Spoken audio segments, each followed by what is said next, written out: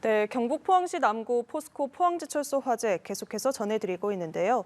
방금 소방당국이 포스코 포항제철소의 화재 초진을 했다는 소식이 들어왔습니다.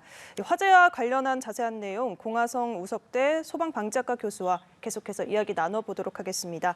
교수님 안녕하세요. 네, 공화성입니다. 네, 제삼 파이넥스 공장에서 불이 났다고 하는데 여기는 어떤 곳인가요?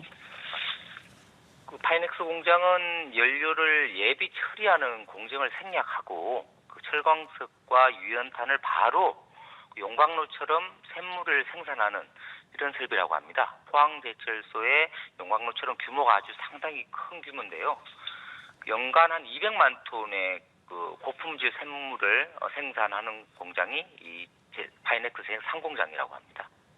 네, 이 화재 규모가 상당하고 또 목격자 증언에 따르면 폭발이 있었다고 하는데 원인은 어떤 것으로 추정될까요?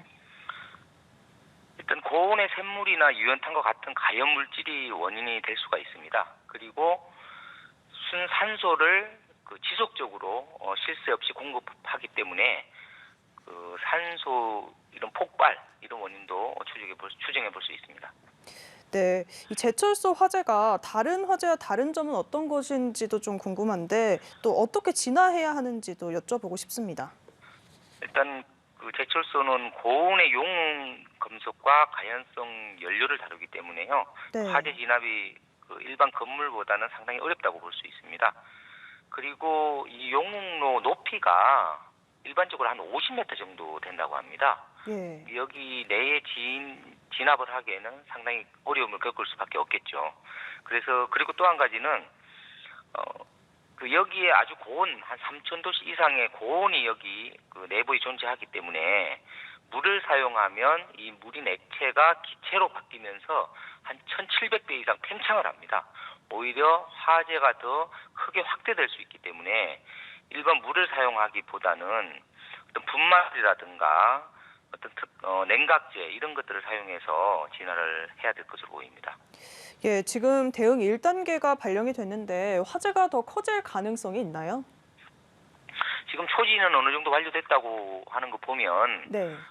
2단계로 다시 확대 발령할 가능성은 없지 않을까 이렇게 판단이 되는데 예. 그럼에도 불구하고 다시 이게 재발화가 돼서 화재가 크게 확대될 우려도 있기 때문에 네. 항상 주의를 기울여야겠습니다. 그러면 대응 1단계에서 2단계로 올리는 판단 기준은 어떻게 될까요? 1단계는 소방서 내에서 출동해서 화재를 진압하는 그런 단계를 1단계고요. 네. 소방서 내에서 자체 인력으로 화재를 진압하기 불가능하다고 판단될 경우에는 대응 2단계, 그러니까 소방본부 차원에서 인근 소방서까지 총동원해서 진압하는 2단계가 발령되는 것입니다. 예, 이 지난해 12월에도 포스코에서 화재가 났고 또 지난 2월에도 석탄 운반 시설에서 화재가 났습니다. 이렇게 화재가 빈발한데 제철소가 화재에 취약한 이유는 뭐라고 보십니까? 그러니까 아까도 말씀드렸듯이 가연물과 산소를 지속적으로 공급을 시키고 예. 용광로 자체가 고온 고압을 유지를 해야 됩니다. 그런 상태에서는 화재가 쉽게 발생될 수밖에 없는 것이죠. 그 외에도 사실은 전기적 결함이나 이런 배관 손상 이런 원인에 의해서 화재가 발생될 수 있는데요. 다시 말씀드리면 가연 물질을 많이 사용한다는 거, 그리고 산소를 많이 사용한다는 거, 이런 것들이 화재가 자주 발생하는 원인으로 볼 수가 있겠습니다. 네, 진화를 할 때 조심하거나 주의해야 하는 부분도 있을까요? 진화 시에 고온의 샘물에 물을 사용하면 물이 기체가 되면서 폭발할 우려가 있기 때문에 물의 사용은 피하는 것이 좋고요.